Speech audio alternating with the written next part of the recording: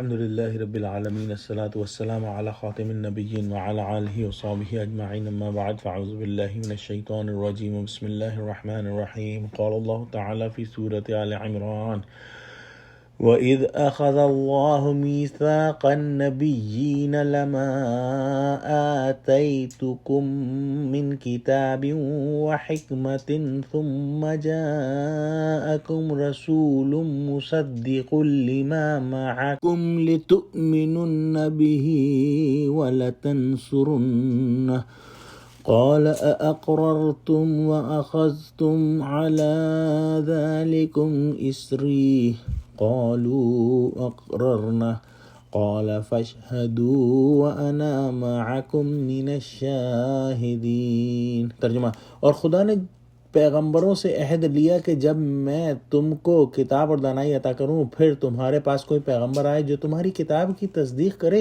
تو تمہیں ضرور اس پر ایمان لانا ہوگا اور ضرور اس کی مدد کرنی ہوگی۔ اور عہد لینے کے بعد پوچھا کہ بھلا تم نے اقرار کیا اور اس اقرار پر میرا ذمہ لیا، یعنی مجھے ضامن ٹھہرایا؟ انہوں نے کہا ہاں ہم نے اقرار کیا۔ خدا نے فرمایا کہ تم اس عہد و پیمان کے گواہ رہو اور میں بھی تمہارے ساتھ گواہ ہوں۔ اس سورت کی ابتدا سے یہاں تک اہل کتاب کی خیانت، تحریف اور حق سے دور جانا اور افراط و تفریط کا ذکر فرما کر انہیں حضور صلی اللہ علیہ وسلم پر ایمان لانے کی ترغیب دی ہے، اور اسی ترغیب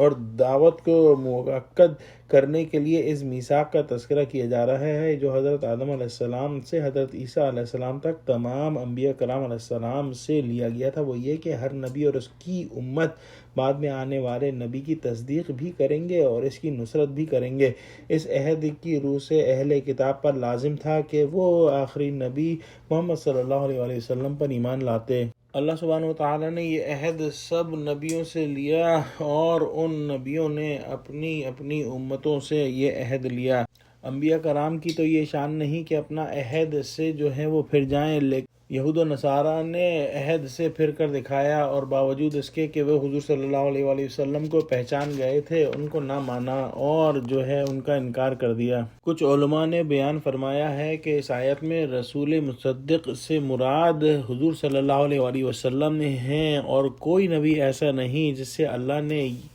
یہ عہد نہ لیا ہو کہ میں محمد صلی اللہ علیہ وسلم کو مبعوث کروں گا،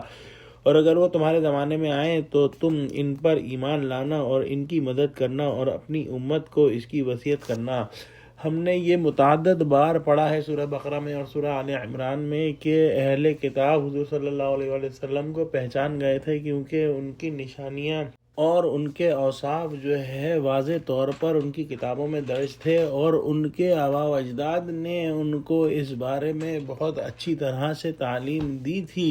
لیکن حضور صلی اللہ علیہ وسلم کو پہچاننے کے باوجود وہ اس کے انکاری ہو گئے تاکہ ان کی دنیاوی منفعتیں جو ہیں وہ برقرار رہیں۔ جس نے بھی اللہ سے عہد کے بعد روگردانی کی وہ کافر ہو گیا، عہد کو پورا نہ کیا وہ کافر ہو گیا۔ کسی نے ایک بھی نبی کو جھٹلایا تو ایسے لوگ خدا تعالیٰ کے نافرمان ہیں اور نافرمانی کے بدترین مرتبے میں ہیں۔ اگلی آیت میں ارشاد فرمایا فَمَن تَوَلَّى بَعْدَ ذَلِكَ فَأُولَئِكَ هُمُ الْفَاسِقُونَ۔ ترجمہ، تو جو اس کے بعد پھر جائیں وہ بد کردار ہیں۔ جیسا کہ ابھی بیان ہوا کہ تمام نبیوں نے یہ عہد لیا اور نبیوں نے اپنے اپنے ماننے والوں اپنی اپنی امتوں سے یہ عہد لیا کہ آنے والے نبی اور حضور صلی اللہ علیہ وسلم پر ایمان لائیں گے اور ان کی جو ہے وہ نصرت کریں گے، ان کی مدد کریں گے، لیکن ان میں سے جن لوگوں نے بھی یہ عہد توڑا وہ فاسق ہیں، وہ بد کردار ہیں اور وہ کافر ہیں۔ دعا کرتے ہیں کہ اللہ سبحانہ وتعالی ہم کو قرآن کا فہم عطا فرما اور ہمارا سینہ کھول دے اور ہم کو علم و حکمت عطا فرما، آمین۔ وآخر دعوانا الحمد للہ رب العالمین۔ السلام علیکم ورحمۃ اللہ وبرکاتہ۔